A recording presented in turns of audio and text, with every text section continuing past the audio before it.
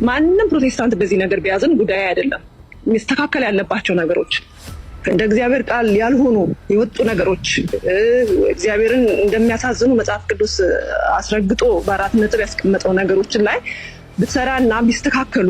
አውቂ ፓስተር ነው የሚገርምሽ። ፓስተር እኔ ወንድ ወዳጅ ነኝ አለ። በስመ አብ አንተንም ወድጄ ነው በጣም አፍቅሬህ ነው ማለት በኢየሱስ ስም ነው ያልኩት። እንግዲህ የፕሮቴስታንቶችን ምላሾችና እይታዎችን ተመልክታችኋል። ይህን ነው ባቢሎን የምንለው።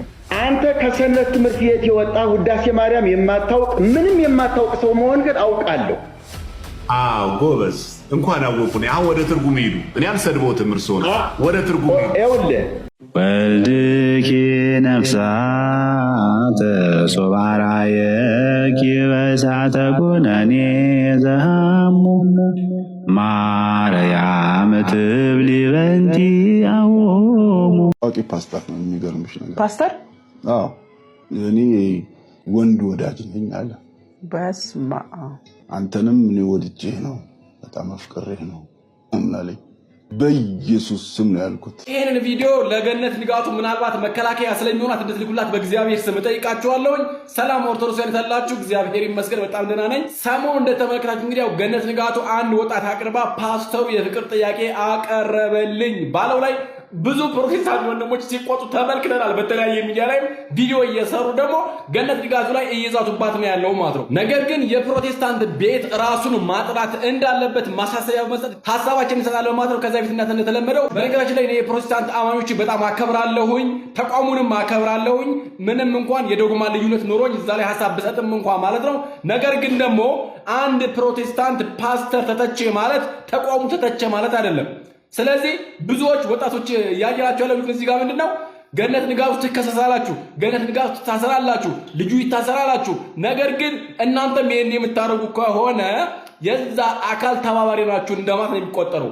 ምክንያቱም የእናንተ ፓስተሮች የእናንተ ዶክተሮች ሳይቀሩ ፕሮቴስታንት በስፔሻሊ ወንጌል አማኞች የግብረ ሰዶም መናኸሪያ እየሆኑ ነው እያሉ ቸርቾቹ ማለት ነው ሰውን እየበከሉት ነው እያሉ ነው። እነ ቄስ ግርማ እየተናገሩ ነው። እነ ዶክተር አንቶኒዮ እየተናገሩ ነበር ከዚህም በፊት።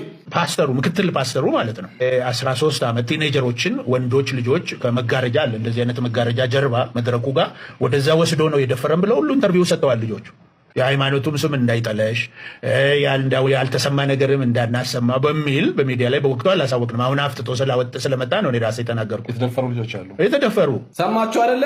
ፓስተሩ ከመጋረጃ ጀርባ ወስዶ የ13 እና የ14 ዓመት ቲኔጀሮችን እየደፈረ ነበረ። መረጃና ማስረጃ አለኝ። ነገር ግን ተቋሙ እንዳይጠለሽ ስንል መረጃውን ደብቀን ነበረ ብሏል ቄስ ግርማ። ቀጥሎ ደግሞ ዶክተር አንቶኒዮ ምን እንደሚል ሰምተን እንመለስ። ዋነኛ የግብረ ሰዶም አቀንቃኝ ወንጌላውያን አማኞች ሰሞኑን በሆነው ጉዳይ የማን ድምፅ ነው የተሰማው? በሚዲያዎች የወንጌላውያን አማኞች ድምፅ የለም። ምን እያሉን እንዳሉ ታውቃለህ? ሌሎች እግዚአብሔር ይባርካቸው ድምፃቸውን አሰምተዋል፣ በገባቸው በተረዱት። ስለኛ ምን እንዳሉ ታውቃለህ? እነሱ እኮ ያው በምዕራቡም ዓለም ጉዳዩ የነሱ ነው። ስለዚህ ነገም እዚህ ያሉት ምን እንደሚሆኑ ማን ያውቃል እየተባለ ከዚህ በላይ ውርደት፣ ሞት ለኛ አይደለም። እና እንዴት ነው ወንጌላውያን ወጥተን በምድራችን ይሄ እርኩሰት እንዲሆን አንፈቅድም ብለን ድምፅ ማናሰማው? ይህን የሚያሰማ አካል ይጥፋ፣ አንድ ቤተክርስቲያን ይጥፋ፣ አንድ ህብረት ይጠፋ፣ አንድ ቤተክርስቲያን ይጥፋ። ይህንን በቃ በግልጽ እንቃወም። እንግዲህ እንደሚታወቀው ያው ዶክተሩ ይሄን ነገር ስላጋለጡ ከቤተክርስቲያን እንዲታገዱ ተደርገዋል። ምክንያቱም በዚህ ጉዳይ ላይ አቋማቸውን ይዘው ፒቲሽን እያሰባሰቡ ነበር። እንደውም ማስታወሰው 2023 ላይ ማለት ነው ከ3 ዓመት በፊት። ስለዚህ ይሄን ነገር ስላደረጉ ከቤተ ላይ እንዲታገዱ ተደርገዋል። ባለፈው ላይ እሳቸውና ሌሎች ብዙ ሰዎች ማለት ነው። ለምንድን ነው ቤተክርስቲያኗ ካለም እንኳን ይሄን ነገር አውጥታ ማውገዝ ነው እንጂ ያለባት ይሄን ነገር የሚያጋሩት ሰዎች ለምን ነው የምትከሰው? ለምን ነው የምትቃወመው? which means እንደ ደጋፊ የምትቆጠረው ማለት ነው። በተዘዋዋሪ እኮ ለዛ ነገር ሰፖርት እያደረገች ነው ፓስተሮቹ እንዲደበቁ። ወይስ ደግሞ ይሄን ነገር የሚሰጡት ከላይ ያሉት ሰዎች ራሱ እጃቸው አለበት ወይ ያስብላል። ጥያቄን ጠይቀን እንጠራጠራለን። ማንም ሰው በዚህ ጉዳይ ላይ ዝምታን መምረጥ የለበትም። አደገኛ የሆነ ትውልድ የሚያጠፋ እሳት ስለሆነ ሰዶምና ገሞራ የጠፉበት መቅሰፍት ስለሆነ በሀገራችን ላይ ደግሞ ይሄ ነገር ሲካሄድ ስፔሻሊ በሃይማኖት ተቋምና በሃይማኖተኝነት በፓስተር ስም በቄስ ስም በሌላም ስም ሲደረግ ደግሞ እኛ ዝም ብለን ማየት አንችልም። ከኛም ቤት ይሄን የሚያርካለ እንቃወማለን። ምክንያቱም ጸረ ህዝብ ጸረ ኢትዮጵያዊ እንዲሁም ደግሞ እግዚአብሔርን የሚቃወም አደገኛ የሆነ ኃጢአት ስለሆነ ማለት ነው። ስለዚህ ይህን የሚያሩ ሰዎች ገነት ንጋቱ ተከሰስ የምትሉ ሰዎች ጀርባችሁን እንድናጠና ታስገድዱናላችሁ ማለት ነው። እነኛ ሰዎች ላይ ግንኙነት እንዳላችሁ እንድጠረጥር ታደርጉናላችሁ ማለት ነው። እግዚአብሔር ልቦና ይስጣችሁ ለእናንተም ለሌሎቹም። አንተ የማትናገር ከሆነ የዛ ተባባሪ ነው የሚባል ነገር የለም። መረጃውን አጋራ አይደለ? ወይም ደግሞ ይሄ ሰው ፓስተሩን ቢያጋልጠው ነገ ላይ ፓስተሩ ደግሞ ሌላ ጉድ እየመዘዘ ነው የሚያመጣው። ምክንያቱም እሱ ተጋልጦ ስለማይቀር ማለት ነው። እሱ ሲቀር እሱ የደፈሩት አሉ። ከዛ እየሄደ ሰንሰለቱ የሚደርሰው የት ነው? ነጮች ጋር የሚደርሰው። ምክንያቱም አብዛኛው የኢትዮጵያን ሕዝብ የበከሉት ነጮች በሚስዮን ሰበብ እየገቡ ሰዶማውያን ናቸው ይሄን ያደረጉት። እናንተ ውስጥ ያለው ነገር ማጥፋት ነው እንጂ የሚቻለው ገነትን ማሰር ወይም ደግሞ ሌሎቹን መክሰስ አይደለም። ይሄን ነገር የሚያጋልጡት ሰዎች ማለት ነው። እነሱ መረጃና ማስረጃ ስላላቸው በነፃ ሊወጡ ይችላሉ። ነገር ግን ደግሞ ቤተክርስቲያኗ ትውልድ ታጠፋለች። ይሄ ነገር መታሰብ አለበት። እግዚአብሔር ነው ይሄ ነገር ከምድራችን ያጥፋ። ማንንም ፕሮቴስታንት በዚህ ነገር ቢያዝን ጉዳይ አይደለም። የሚስተካከል ያለባቸው ነገሮች እንደ እግዚአብሔር ቃል ያልሆኑ የወጡ ነገሮች እግዚአብሔርን እንደሚያሳዝኑ መጽሐፍ ቅዱስ አስረግጦ በአራት ነጥብ ያስቀመጠው ነገሮችን ላይ ብትሰራና ቢስተካከሉ እነዚህ ነገሮች ማንንም ይቅርታ አልጠይቅም። ኦርቶዶክስ መለስ እውነቴን ነው የምናገር። ለምን እየተነሳ ቢፈጠፈጥ ማንም ሰው መመለስ አይቀርም። ለምን እንዴ የእናቴ አባቴ የቤተሰቦቼ የዘሬ ሲጀመር ነው ኦርቶዶክስና ማቀው ሲወለድም ጀምሬ በኦርቶዶክስ ቤተ እምነት። ይሄ በጣም የድኩማን አገልጋዮች ባህሪ ነው። የሆነ ጫና ሲደርስባቸው እንደውም ሄዳለሁ ሊያስፈራሩ ይሞክሩ ማለት ነው። እንዴ ሲጀመር ጭር ሲል አልወድም አልሽ አንቺ። ምንድን ነው እሱ እንዴ? የሆነ ሰሞን የሆነ ጫና ሲነሳብሽ ሄድሽና ዘማርያም ቤት ነጠላሽን ለብሰሽ አስተምሩኝ መማር ፈልጋለሁ አልሽ። ከኦርቶዶክስ እኮ ነው ቀድሞ የሚወጣሽው። ሳታቂ ነበር የወጣሽው። እሺ ይቅር እንደው አለፈ እንደምንም ብሎ። አሁን ደግሞ መጣሽና ምንድነው መውረግረግ ጀመርሽ። እሺ እኛ ምን አረግን? ዝም አልን እሱንም። አንተ ከሰንበት ትምህርት ቤት የወጣ ውዳሴ ማርያም የማታውቅ ምንም የማታውቅ ሰው መሆን ግን አውቃለሁ። አዎ ጎበዝ፣ እንኳን አወቁ። አሁን ወደ ትርጉም ሄዱ። እኔ አልሰድቦትም፣ እርሶ ነው ወደ ትርጉም ሄዱ። ይኸውልህ ከማይመጥንህ ሰው ጋር አትነጋገር። አንድ ልስጦት፣ ወደ ትርጉም ሄዳሉ አይሄዱም? ወደ ትርጉም ሄዳሉ። አንተ እኔ ያነበብኩትን እኔ አልተረጉምልህም። በቃ ደህና ይዋሉ። ቻው ቻው። ይሄ ነው በቃ የታድሶ ናፍቃን ማለት ነው። በጭራሽ ለምን እንደጠየቅኳችሁ ታውቃላችሁ? ስምሽን በእግዚአብሔር ዘንድ የሰለጠነ ነው። ወስሉት ስምኪ በሀበ እግዚአብሔር የሚለዋል እንዴት አድርጎ የእመቤታችንን ምልጃ እንደሚናገር ስለሚያውቁ አሳያችኋለሁ መጽሐፉ ማለት እና አንድ ሰው እንዳውም በበለጸገበትና ባደገበት ሀገር ድሃ ሆኖ ሊለምን ሲሄድ እመቤታችን ቅድስት ድንግል ማርያም ያ ሰው እንዳውም የድንግል ማርያምን ዝክር የሚዘክር የነበረ የተቸገረ ሰው ድንጋይ ወርቅ አስመስሎ ሰይጣን መጥቶ ከዛ ሰይጣን ደግሞ ጎርቶት በድንግል ማርያም ምልጃ የዳነ ሰው ታሪኩን አልነገራቸውም። እሳቸው ከተረጎሙ አሁን ማለት አይተረጉሙትም። የጥያቄ ማለት መቼም ማለት እና እቺ የታድሶ ናፍቃን መንገድ ናት። እና ለዛ አሁን እች ማሸነቂያ ምንድነው? አንተ ምንም አታውቅም እንደዚህ አታውቅም ምናምን ማለት ነው። እንደዚህ አይነት ነገር አለ። እኔ እኮ እድል ሰጠኋቸው። ደስ ያሉኝን ጥያቄ ጠይቆት መጽሐፍ እንዳያዩ መጽሐፍ እንዳላይ ክፍት አድርገን እንደዚህ እንጠያየቅ አልኳቸው። ምን ያስፈራል? ምን ያስደነግጣል? ስለዚህ እኔ አሁን እንደዚህ ሲሎት እኔ በእርሶ እድሜ በእርሶ ሁኔታ አልቀልድም፣ አላሾፍም። የኦርቶዶክስ ቤተክርስቲያን ልጅ ነኝ። ስድብ ከአፌ አይወጣም፣ አልናገሩትም። እኔ ያልኩት ምንድን ነው? ወስሉት ስምኪ በሀበ እግዚአብሔር የሚለውን ይተርጉሙልኝ። ከእርሶን ላፍ ያደረኩት ጥሩ እንኳን አስታወሱኝ። ስለዚህ እርሶ ይተርጉሙልኝ። የርድ ይቀጥል። አይ አይተረጉሙትም፣ ዲያቆን ሲጀመር አይተረጉሙትም። ሲጀመር አይተረጉሙትም፣ ቢተረጉሙትም አያውቁትም። እሺ አሁን ዲያቆን እንዲያው ከጋይ ጽጌ ተኮረጀ፣ ይሁን ችግር የለውም። እሺ ከዛ በኋላ ያው በግዕዝ በልኝ ተባለ። ተኮርጆም ይሁን የምን ተባለ። ለምንድን ነው የማይፈቱት? ለምንድን ነው የማያብራሩት? ቅድም አይ አንድምታ የለውም አሉ። መጽሐፉ ተሳቸው ስትል አሉ እኮ ትርጓሜ። ይህ ሁሉ መዋሸት ምንድን ነው? አሁንም ቢሆን እንዲሁም በቀላሉ እርሶ ለቀቋቸው እንጂ የዶግማቲክ ትምህርታቸውን ደግሞ ቢናገሩ ስለ ጥምቀት ያላቸውን፣ ስለ ቁርባን ያላቸውን፣ ስለ ከፕሮቴስታንት ጋር ያላቸው ልዩነት ቢናገሩ በጣም ብዙ ነገር ጠይቃቸው ነበር እና ያው ግን መጨረሻ ላይ ስድብ ነው። አታውቅም አንተ ሰንበት ተማሪ ነህ አንተ እንዲህ ነህ ምናምን እና ያው አውቀው ፕሮቮክ አድርገው ሀሳብ ለማስቀየር ነበረ። እርሶም ምንም ስላልመሰሎት አሪፍ ነገር ነው። መመለስም አልፈለጉም እስከነጭራሹ እና እኛ ብዙ ጊዜ የታድሶና ፍቃድም ነገር ስለምናይ አሁን ከነሱ ጋር አሁን በዚህ እድሜ መሰዳደብ ምናምን እኛንም አይመጥነንም አይደል? ከገቡ ግን ይቁና እስቲ ዶግማ ትምህርታቸው እኔ እንዲሁም ካሉ እኔ ይቅርና እንዲ እኔ እንዲሁም በዶግማ ትምህርታቸው ልጠይቃቸው።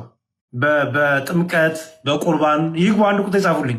አሁንማ አይገቡም። ይሄን ከተናገርኩ እችንማ አይገቡም። በጥምቀት በቁርባን ጥያቄ አለ ለእርሶ። የተሃድሶ ትምህርታችሁ ምንድን ነው? በህፃናት ጥምቀት የህፃናት ጥምቀትን እንቀበላለን ብለዋል። ሌላ ተሃድሶ መምህሮት ደግሞ የእርሶ ወንድም ህፃናት ጥምቀት መጽሐፍ ቅዱስ አይደለም ይላል። አይቀየርም። ኩላሊት ንጹህ ይሄ ሶፍት ነው የሰጠሁት አይታችኋል። ኩላሊቴ ደህና ሆነ፣ ምክንያቱም የመስፍኔን ላቡን የጠረገበትን ሶፍት ስለበላው ብሎ እየተናገረ ነው። እና ፓስተሩም ነብይ ነው ምናምን ብቻ መስፍን የተባለውም ሰው ላቤን የጠረኩበት ነው እንደምታውቁት በቃ በዛ ድኗል እያለ ነው። ይሄ ባዕድ ልምምድ ነው፣ ስተት ነው። እና ከእንደዚህ አይነት ተረትና የሐሰት ነገር ራቁ ብለን እንመክራለን። በአንጻሩ አሁን ይሄ ለወንድሞቻችን ያቀረብ ነው። እኛ ስጋ መራር ሊሆን ይችላል፣ ግን ባዕድ ልምምድን ዛሬ ይቁም ካላለን ዛሬ ሃይ ማንለው ከሆነ ነገ አናታችን ላይ ሊቀመጥ ይችላል። ከዛም ብዙዎች ምን ያደርጉለታል? ይከራከሩለታል። የቃሪያ የሽንኩርት የምናምን የማር ወዘተ እምነት እየተባለ ንግድ እየተሰራ ነው። በቤተ ክርስቲያን ውስጥ የሌለ ልምምድ እየመጣ ነው። ይሄ የሚደረገው ለምንድን ነው? ባለፈው ባየናቸው ቪዲዮዎች መሰረት ሰዎች የራሳቸውን ስም ለመትከል ትላልቅ ፕሮጀክቶች ይጀምራሉ። ከደብሩ ከቤተ ክርስቲያኑ አቅም በላይ ያንን ለማስጨረስ የተጸለየበት ማር የተጸለየበት ሽንኩርት ቃሪያ ምናምን እምነት እያሉ ያመጣሉ። ንግድ እያደረጉት ነው። ቤተ ክርስቲያን ዋና ዓላማዋ ያልተሰራበት የንግድ ተቋም ለማድረግ የሚጣጣሩ ሰዎች አሉ። ዋናው የቤተ ክርስቲያን ዓላማን ግን አያከናውኑላትም። ለስማቸው ሲሉ ገንዘብ ለመሰብሰብ ሲሉ ግን እንዲህ አይነት ስርዓት እያመጡ ነው።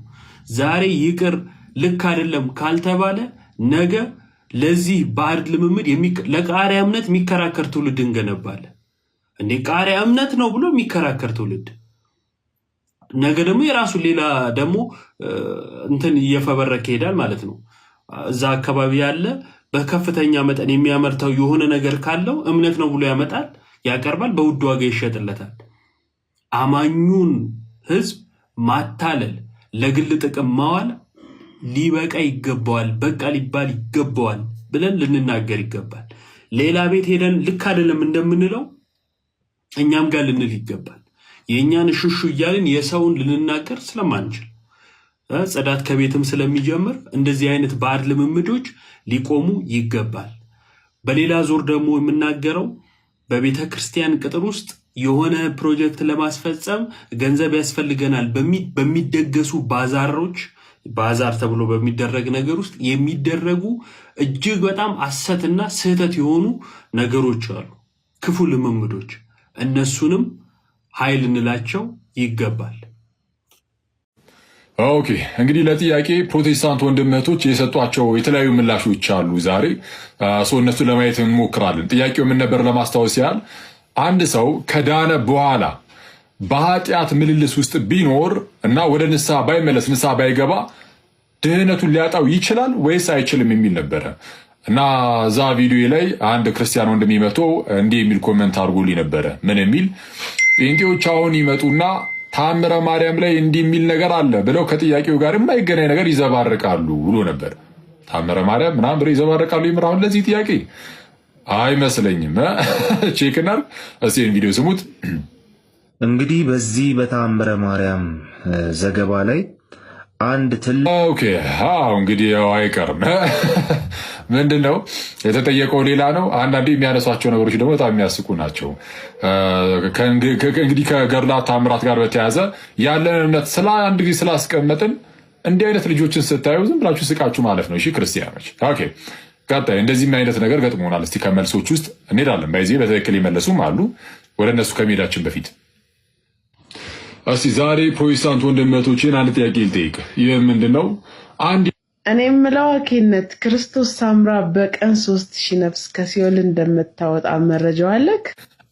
እሺ ለጥያቄው መልስ ምንድነው? ክርስቶስ ሳምራ 3000 ነፍስ እንደምታወጣ መረጃው አለ። እሺ እንቀጥለው። በኃጢአቱ ምክንያት ድህነቱን ሊያጣው ይችላል ወይስ አይችልም? መጀመሪያ በጌታ በኢየሱስ ክርስቶስ ብቸኛ ዳኝነት አምነ ዳን። እስቲ ከዳንክ በኋላ በዚህ ጉዳይ ላይ እናወራለን። እሺ መልሱ ምንድነው? መጀመሪያ ዳንና ከዛ እናወራለን። ኢማጅን እንግዲህ ጴንጤው መጥቶ ክርስቲያኑን ዳን ብሎ ሲናገር ማለት ነው። የደፋሮች ዘመን ይላል። ወደዚህ ወንድማችን እንመጣለን በኋላ ላይ። እሺ ሌላ መልስ የሰጡ አንድ መምህር ወይም ወንድም ስለዚህ ሰው በኃጢአቱ ከጸና ለመመለስ ፈቃድ ካላሳየ አንዴ ድኛለሁ በሚል ፎርሙላ ድነቴ ሊነቃነቅ አይችልም ብሎ ማሰብ ዲሲቭ መደረግ ነው በራሱ። ይሄ አጋንንታዊ ትምህርት ነው። ኦኬ እሺ እግዚአብሔር ያክብርልኝ።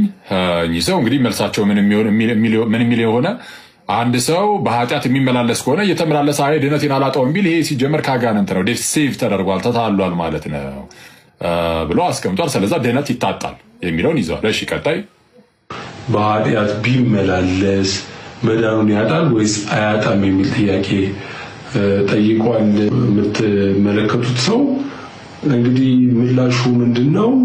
አያጣም ነው። ኦኬ ይሄኛው ደግሞ ወንድማችን በኃጢአት ቢመላለስም ንስሐ ባይገባም የሚል ጥያቄ ስላስቀመጥኩኝ እንደዛ ቢሆንም ድህነቱን አያጣውም። እሺ ቀጣይ ምንም አይነት መጸጸት የሌለበት የኃጢአት ህይወትን እየመራ ከሆነ እምነቱን እያጣ ይሄዳል፣ ማለትም መዳኑን እያጣ ይሄዳል።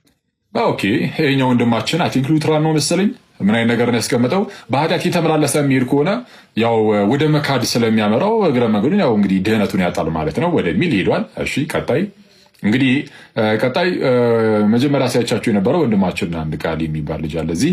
እሺ እሱ በዚህ መልኩ መልሷል። ጥያቄው እንዳትረሱ ምን የሚል ነበረ ጥያቄው? አንድ ሰው በኃጢአት ቢመላለስ ከዳነ በኋላ እና ንስሐ አልገባም ቢል ባይገባ ንስሐ ይድና ማነው ድህነቱን ያጣል ወይስ አያጣም? የወንድማችን መልስ ንስሐ ከማይገባ ልብ ተመለስና ንስሐ ግባ የሚል አምላካዊ ማስጠንቀቂያ ይሰጠዋል። ስለዚህ በንስሐ ይመለሳል። እሺ ባይመለስ ነበር እኮ ጥያቄው።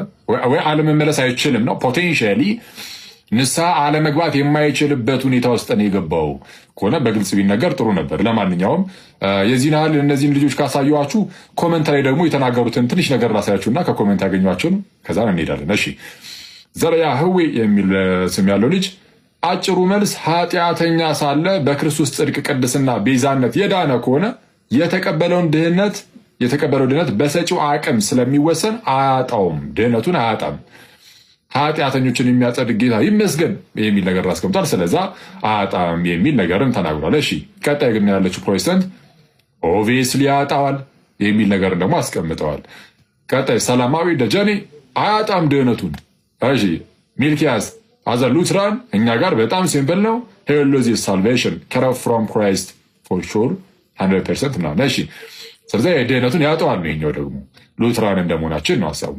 እሺ ብሌን ነው ድህነቱን ሊያጣ አይችልም፣ ምክንያቱም የዳነው በእርሱ መዋጮ አይደለም በኢየሱስ ደም እንጂ። እሺ ድል በድል ዘለቀ አዎ ይችላል፣ ድህነቱን ሊያጣው ይችላል። እሺ ካሊሾ አያጣውም፣ ነገር ግን አክሊል ወይም ሽልማት አያገኝም። አክሊል ወይም ሽልማቱን አያገኝም። ያው ድህነቱን አያጣም ድህነቱን ግን ያው ሽልማት ይቀርበታል በኃጢአት እየተመላለሰ ቢኖርም። ኦኬ እነዚህ ሁሉ ለእኔ የተሰጡ ምላሾች ናቸው። ለጠየኩት ምላሾች እግዚአብሔር ያክብርልኝ ሁላችሁንም። ከመዛግብት ደግሞ ስናወጣ እስቲ እናያቸው ደግሞ አንዳንድ እንግዲህ መምህራንን ከዚህ ውጭ ደህንነት አይጠፋም። በምንም ሁኔታ ደግሞ ልናጣውም አንችልም። ኃጢአት ብሰራስ እንዴትስ በሆነ ይባላል። እንኳን በአዲስ ኪዳን ይቅርና በብሉይ ጻድቅ ስንት ይወድቃል ነው የተባለው? ጻድቅ 7 ጊዜ ይወድቃል ተብሏልና በቃ አንድ ጊዜ ሰው ከጸደቀ ከዳነ በኃጢአት ምክንያት ድህነቱን ሊያጣው አይችልም። ድህነቱን ሊያጣው የሚችለው በመካድ ብቻ ነው የሚል ነገር እናስቀመጠ። ወንድማችን ግን ቀጠል አድርጎ ግን ሌላ ቀን ደግሞ እንዲህ ብሏል።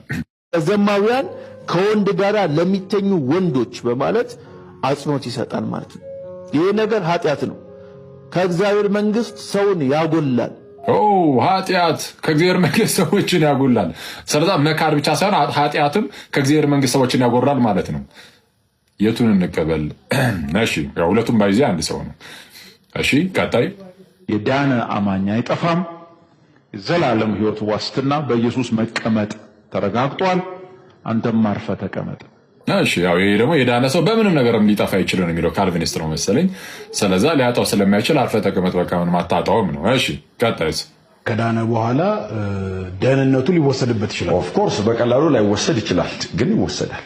ኢንቴንሽናሊ እያሰበበት እያቀደ ፕሮግራም እያደረገ ኃጢአት እየሰራ የሚኖር ከሆነ ግን ሉዝ ያደርገዋል። እኚህ መምህር ደግሞ ሉዝ ያደርገዋል ድህነቱን። እንግዲህ ኃጢአት እየሰራ የሚኖር ከሆነ ድህነቱን በኃጢአት ያጣዋል የሚል ነገር አስቀመጡ። እሺ እኚኛው መምህር ሰው በጌታ ኢየሱስ ክርስቶስ አምኖ ዳነ፣ ኃጢአት በመስራት አይጠፋም፣ በድካም አይጠፋም፣ በመውደቅ አይጠፋም። ኦኬ እንግዲህ የፕሮቴስታንቶችን ምላሾችና እይታዎችን ተመልክታችኋል። ይህን ነው ባቢሎን የምንለው።